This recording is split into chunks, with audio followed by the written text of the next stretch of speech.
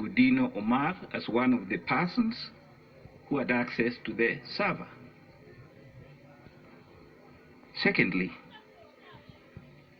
IEBC is enjoined under Article 81E to uphold the secrecy of the vote. How secret can the vote be if it is being constantly accessed by a foreigner from a distant location? What is the guarantee that this foreigner will not grant further access to other unauthorized persons to commit all manner of mischiefs?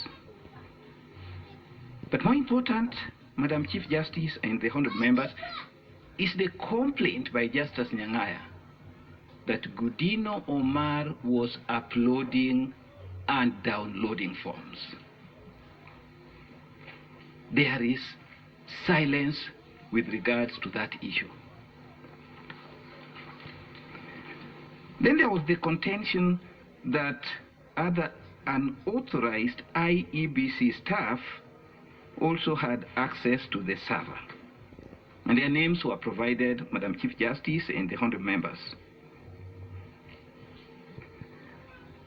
In the replying affidavit by Hilda Kavonga,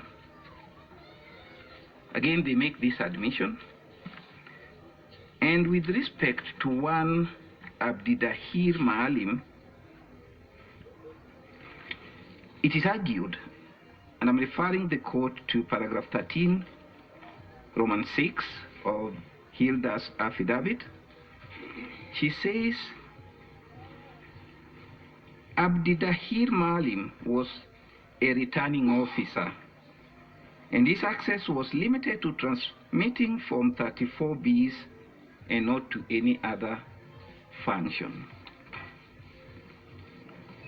Madam Chief Justice and the honored members, the list of all the returning officers,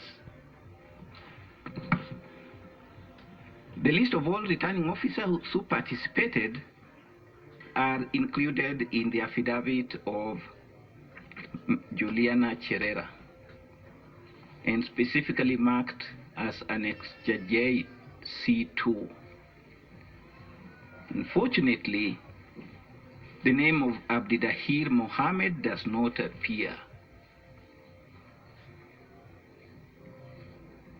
It is not indicated with respect to which constituency or which county he was the returning officer.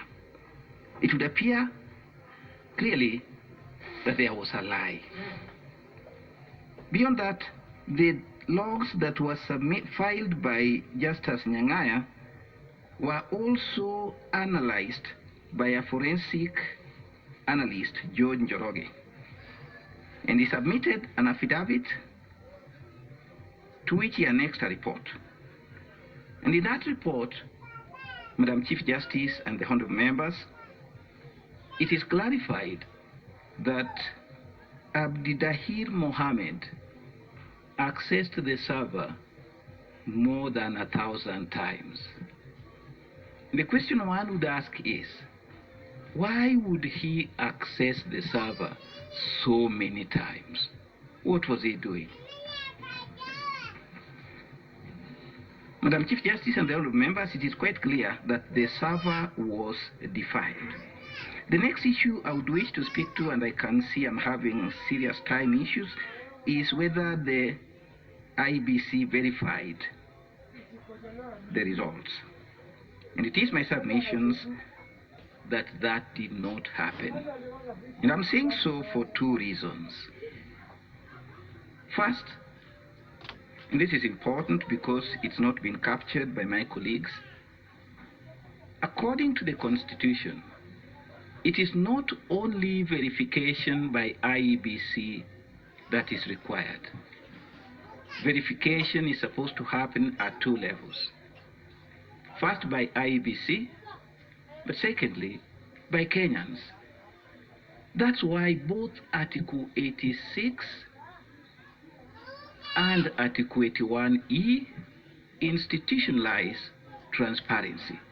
IBC should make sure that every processes that they are undertaking are laid bare for the public to see, so that the public can also follow the processes and undertake their own verification. For reasons that have already been explained, it is clear that this verification by the public was not possible due to the opacity that has been referred to by my learned colleague, Apollo Mboya. But then there is the issue of verification by IEBC, which also did not happen and could not happen given the circumstances of this matter. Madam Chief Justice and honorable members, you have been told how 4 IEBC commissioners were sidelined in the entire process. It is our submissions that it could not have been the intention of Kenyans that IEBC commissioners be reduced to spectators in a presidential contest. That is something which is inconceivable, and we would humbly urge this court to put a stop to this practice. There are other issues that I would have wished to deal with, but because of time, allow me to cede the floor to my colleague, Jeremy. Thank you very much.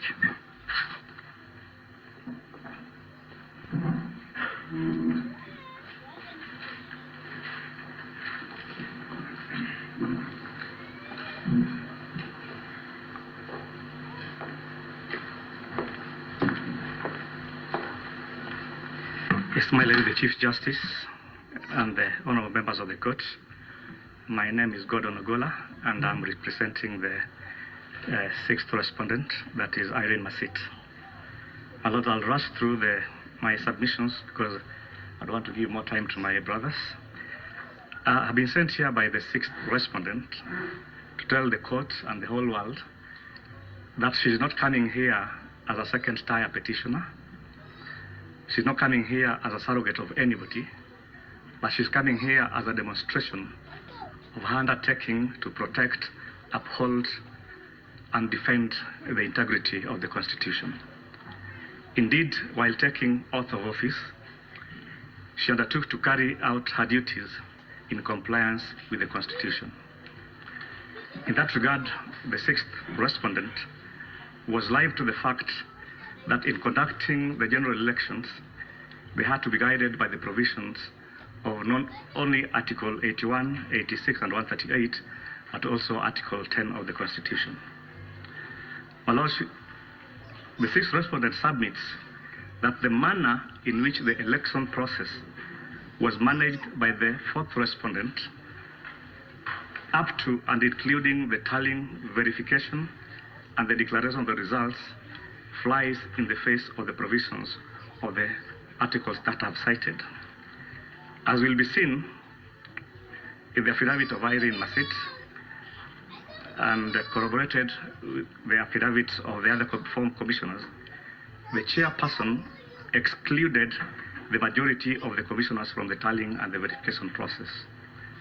In fact, if you go through the affidavits, you will note that the only duty that they were assigned or that they undertook as regards verification and tallying was when they were summoned by the chairperson to be given the results in the office.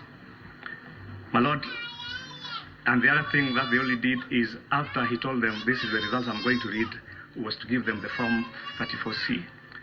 They did not take part in the tabulation of what resulted in form 34C. My Lord, the 6th respondent had a legitimate expectation that as stipulated under 138(3)(c, that the tallying and the verification ought to have been done by the commission and not by an individual commissioner in the person of Chebukati. In fact, the exclusion of these commissioners did not start at that point while they're in Bomas, but it started at the point when he, Mr. Chebukati, unilaterally reassigned them duties that they would take at the floor of Bomas, which were completely at variance with the duties that they were holding as in the subcommittees that were running at the commission. My Lord, before the declaration of the results, the commissioners were expected to ascertain and satisfy themselves that whatever was being put into 34C was a true reflection of the contents of 34A and 34B, but they were never given that opportunity. My clients and the three commissioners have confirmed that they were not involved in the process at all that gave birth to 34C.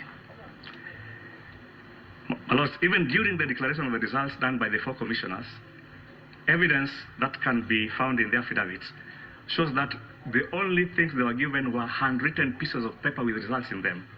Those documents that they were given and which they were reading out to the public are not part of any accountable documents that can even be brought to this honorable court. Secondly, at the time of the declaration,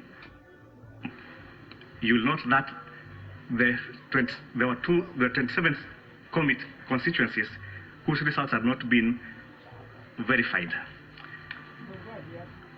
Even though the chairperson claims that they could not announce or declare the results of those 27 constituencies because of the chaos that erupted, but they had an opportunity again when things were calmed down and they came back to declare the results of the presidential elect. Can it therefore, my Lord, be said that the process that led to the declaration of the results were transparent, were accountable, or were verifiable if indeed the declared results were accurate? My answer and the answer of the sixth respondent is in the negative. In respect to my client's position as to whether she accepts or agrees with the results that were announced, at paragraph 73 of her affidavit, she states